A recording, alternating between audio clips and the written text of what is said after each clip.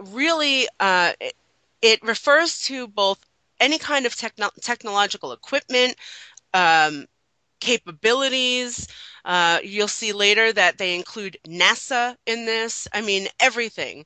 So it's also referring to things necessary for technological function, such as rare earth resources and minerals, all of those resources that computers use, like cadmium and lithium and neodymium and all of those things, even silver, precious metals, you name it. And let me remind you of what happens when this country needs lithium, Angie. One of the biggest things in abundance in Afghanistan is lithium. Right. So it's not just the opium that we're in that country for. We're Oh, we're, no. we're in there for other reasons too. So I can just imagine, I didn't mean to cut you off, but I can just No. imagine. But when I didn't even realize it mentioned lithium until you literally just brought it up now. So again, ladies and gentlemen, this thing is so massive, it's unbelievable. Go ahead, Ange. I also want to stress that what I just read talks about, and you'll see as we go on, it gets into a little more detail about this, but it talks about potentially taking over natural resources outside of the United States to ensure that we have a steady supply of all available materials. I mean, it specifies that. So I'm going to reread this section so that you understand what's being said here. And it was section 103, part C. Be prepared in the event of a potential threat to the security of the United States, which means that, say, we get into a tiff with China or Africa, and they say to us, well, we're not going to export any of our rare earth minerals to you anymore. This is what this is talking about. So, be prepared in the event of a potential threat to the security of the United States to take actions necessary, military action, to ensure the availability of adequate resources and production capability, including services, that means labor, and critical technology for national defense requirements. D, improve the efficiency and responsiveness of the domestic industrial base to support national defense requirements. And E, foster cooperation between the defense and commercial sectors. Okay, we're talking about military force here. The military will be um, used to take over commercial sectors of business.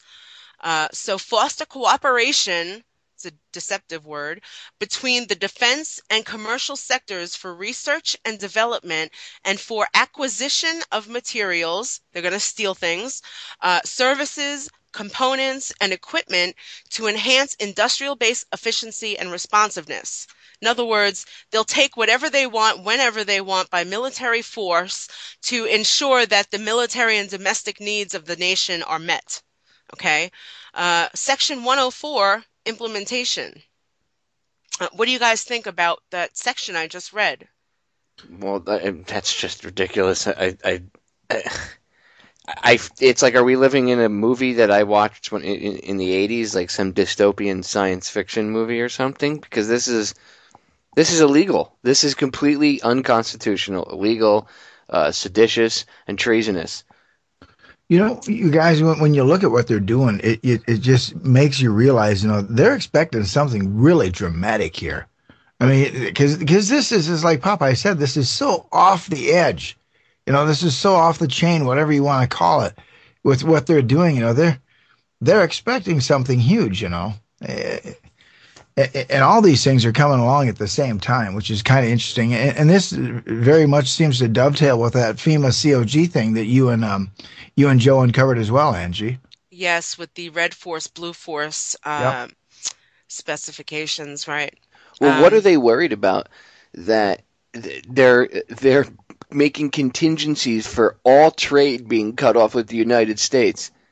What do you plan on doing that Exactly. plans on getting us cut off from the rest of the world? right. Well, not only that, but I mean, this could be in response to a future plan to invade, say, Iran. Oh yeah, Uh, or with but Iran, Syria, World War III, anything that they right, could start. yeah. And let's not forget about what just happened with Leon Panetta and the general. What was his name? The head of the Oh, Martin Dempsey. Yeah, they pretty yes, much Dempsey. told Congress that they were ceremonial the other day, and that they would go seek international permission to attack Syria, and then they would come back and let Congress know what they were going to do. This is exactly the same thing. This even talks about, first of all, the only mention of Congress in this entire order uh, is one little section that talks about manufacturing a report for Congress periodically. In other words, they're going to let Congress know what's going on, but they're certainly not asking their permission, and Congress has no power over anything that they're going to be saying or doing. You'll see that Obama appoints all kinds of advisors and directors that are cabinet level at his whim to do all of this bidding that he's getting ready to institute here. So, Section 104, and here we're about to get into that. Implementation. Part A, the National Security Council and Homeland Security Council, in conjunction with the National Economic Council, shall serve as the integrated policy-making forum for consideration and formulation of national defense resources preparedness policy, and shall make recommendations to the President on the use of authorities under the Act. He's saying that they are doing away with the Congress completely, that the National Security Council, Homeland Security Council, along with the National Economic Council, will be the policy-making forum for consideration and formulation of this national defense resource preparedness policy. They're not asking Congress. They're going to be telling Congress what they're doing, not asking. And to carry out this ridiculous plan, he's going to be using the National Security Council and Homeland Security Council, as well as the National Economic Council, for the purposes of, financial decisions, funding, and so on and so forth. Because of course, Congress won't be able to be the entity that approves funding and whatnot for all of this, uh, fun that he's got planned for the United States here. Section B, the Secretary of Homeland Security shall, 1, advise the President on issues of national defense resources preparedness and on the use of the authorities and functions delegated by this order. 2, provide for the central coordination and plans and programs incident to authorities and functions delegated under this order, and provide guidance to agencies assigned functions under this order, developed in consultation with such agencies, and 3, report to the President periodically concerning all program activities conducted pursuant to this order. This sounds a lot to me like, if you've ever seen a documentary about what happened in Nazi Germany, and Hitler had all of his advisors doing his bidding and carrying out his macabre orders. Their job was to carry out the orders as he specified and report back to him on what was going on. And it sounds a lot like what's happening here.